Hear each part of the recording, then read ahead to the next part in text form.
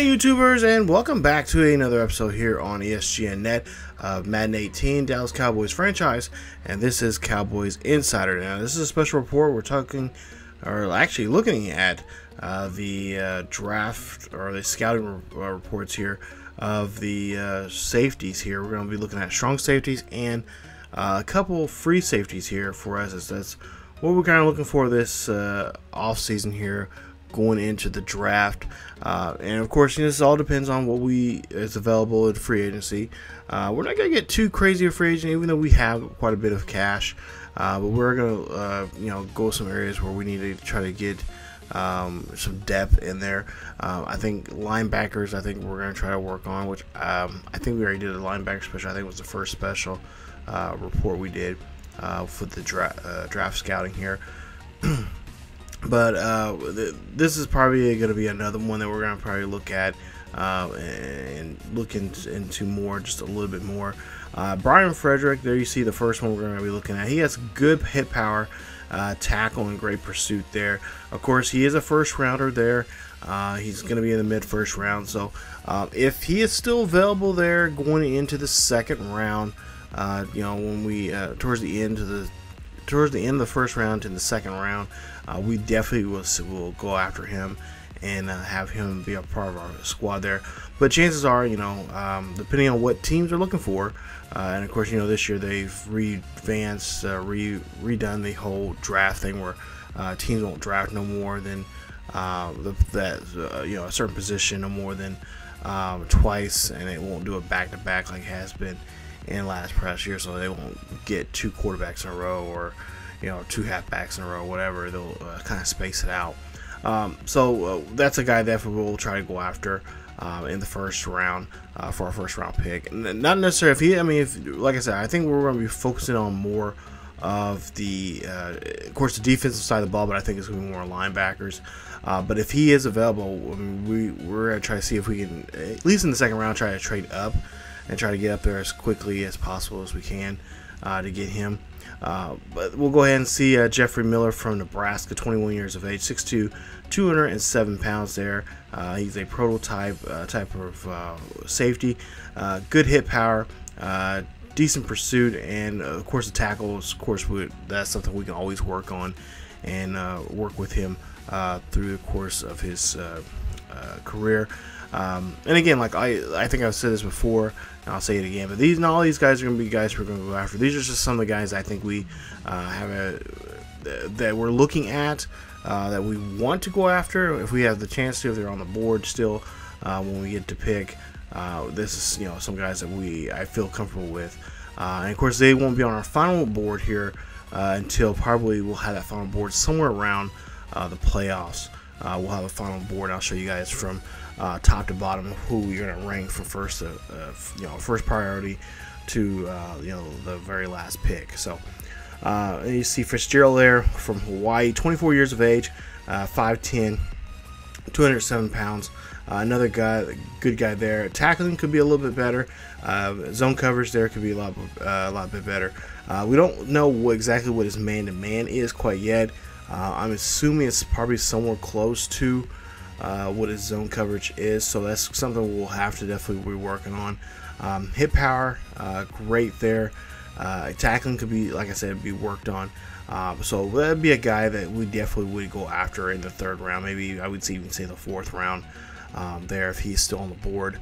A guy that wouldn't necessarily start the first year, probably would start somewhere around towards the latter part of the second, maybe third year would probably be the year that he would be a starter if he's still with us. Gilbert from Kent State, 22 years of age, 6'4", 207 pounds. There you see pursuit up there, probably around the upper 70s, lower 80s. I'm satisfied with that. And with the C+ there, I'm kind of satisfied in those areas. I know those areas they can, it wouldn't take that long for them to improve those areas and get better. But of course, with safeties, you want them to be closer to, you want them to be good at the zone, and especially man-to-man coverage, especially the zone coverage there to help out, and be able to read read the quarterback and read what the team, what the receivers are doing there deep in the secondary there. So, but yeah, I think overall, I think second round there. I don't know if he's truly a second round talent. We'll see more as we go along here, of course, when we get the combine report. And of course, the combine report is not always accurate, because I think if you guys seen in the last series we had with the Pittsburgh Steelers there, we got a guy that was just like no one, just like there were so many people that passed him by, and he is such a I think it was a defensive lineman that we got, who, you know, at some point here I really want to go back to that series again and see what he can do. But Jordin Curtis there, he is considered a playmaker there. 5th round talent, late 5th round, from Florida Atlantic University. 21 years of age, 5'10", 197 pounds there. Hit power, tackling, somewhere around that mid-range there, probably around mid-70s. And the same thing with zone coverage there. So again, a guy that we can work with. He wouldn't start right off the bat, but you know, there you see his projective talent there was a mid-second round, so he's going to be definitely knocked down some, like on there, like I said, a 5th round talent there. So that would be a guy somewhere probably around getting close to that, you know, that 5th to 6th round talent there. Mike Fletcher, a guy from Ohio, prototype, 22 years of age, 6'2", 215 pounds. Good hit power, decent tackling right there, and again, you know, subpar zone coverage there. Like I said, those areas we can work with, and he wouldn't necessarily start right off the bat, but he would definitely, for us, you know,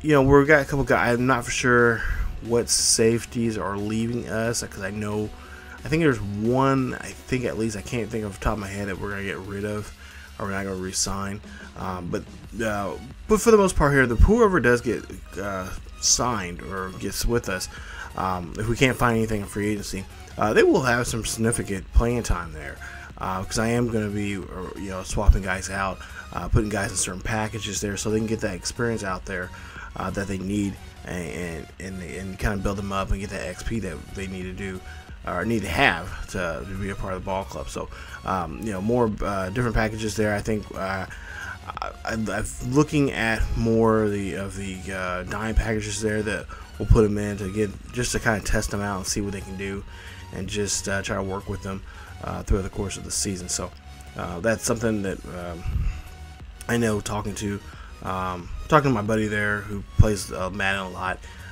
He was giving me some ideas about how to do that and stuff. So that's something I'm kind of utilizing right now as we get closer to the playoffs, going into the last 2 weeks here coming up in the season. Then Randall, Bannister, that you see a balanced play right there, 5th round talent there for him. And again, you know, one of those guys that is projected early 3rd round, but with his reports that we're getting, he's considered a 5th round talent there for him. So we'll see how that goes.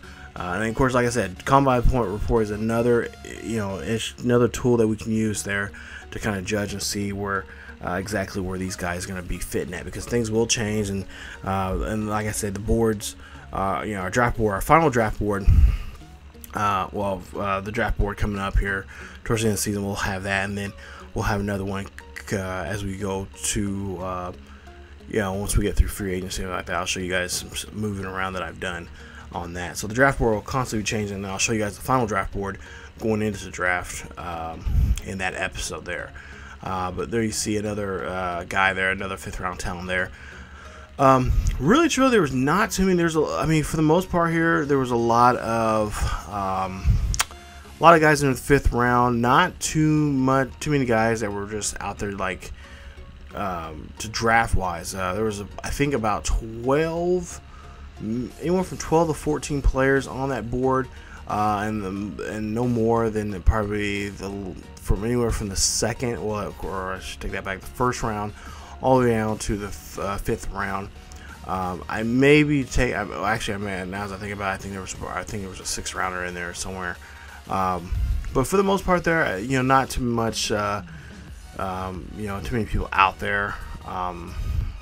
guys for the free agent or for safeties here. And now as I think about it, actually, I think we're just probably showing just, let me look at my notes here.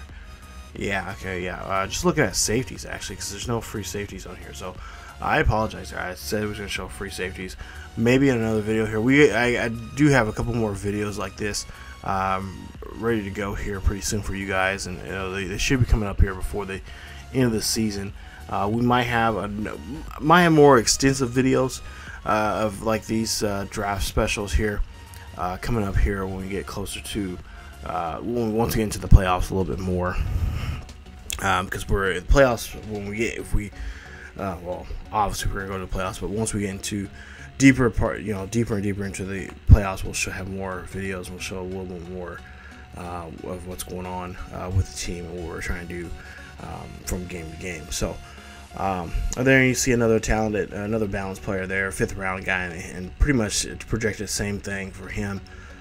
So another guy that it could be on our board here that we're looking at as a more realistic type of player that we could pick up. And again, that'd just be a guy that would be a project player, wouldn't necessarily start. He will probably be on the scouting team there, practice squad and stuff like that. But there's somebody else that we were just looking at, high C pluses, so you're looking at high 70s, low 80s there for him. And then Doyle, same thing here for him. Just another good talent player, Yale. So he's obviously from the University of Yale. He's obviously a smart, intelligent player. But there you see with his abilities there, for 6th round talent. Like I said, there's a few 6th rounds. He's one of them. I think there's one more. I think it's coming up here. We'll see here. And if not, I think there's maybe one, or I would say there was probably about 2 players that were considered, undrafted free agents that you could that had that kind of talent there. So I can't remember exactly if we scouted them or not. But I think for the sake of just giggles, I think we went ahead and did that and scout those. I think those players too, just to see, because you never know, because you might get a good diamond in the rough, a guy that just had a bad combine day, which happens a lot. Guys that just end up falling off the board because they had a bad run. The 40 time wasn't great. They were maybe having a cold or something. And just wasn't feeling up to it, and just didn't really do great there in Indiana. But then on the pro day, they were just lights out. They they did a great job. They were to me, I think a lot of times the scouting is almost like doing placement testing. I know for instance myself, I was never a great test taker there. I had to take the ACTs a couple of times there until I got the score that I wanted. And so test, when you have to be tested and stuff like that, you kind of get the nerves and the jitters and stuff like that. And so that in a lot of cases, these guys are like that. And then you got on the other side of the spectrum there, you got guys that who are just with well-known schools, having a great season. And then you see that last guy there was undrafted there. So but yeah, they have they come from a great school, and they're just they're notarized just because of the school they went to, and then they end up just becoming a bust. They're not someone that you would want to draft. They end up becoming end up on the practice squad, and there you are having a guy that's overpaid and he can't play on the field. So that happens. So, but like I said, it's not exact science. If you're a full fan, or especially a Madden, or just in football, in real life, it's not exact science. So, just kind of, there's a lot of second guessing, third guessing, fourth guessing when it comes to draft. So, no one's draft is ever perfect, because you're always going to have holes in your offense or defense that you got to work on. So. But yeah, for us, I think you see there offensively, I think we are going to be looking at, I think the next episode, we'll be looking at some guards and some tackles there, as we do need some there on the right hand side there. Other than that, offense, I think we're good in. I'm not too worried about that. We may end up, like I said, I think Jason or the Jordin kid, Jordin. I can't think of his. I think his last name was Jordin in there, but I think we're going to end up re-signing him to a contract there next season. We may end up letting one of our other guys go. But with the exception of course, Zeke Elliott there. So we'll see how that goes here coming up as we go throughout the season. But we'll have another episode like this again, showing you guys the draft, what these guys look like, who we're looking at for our boards.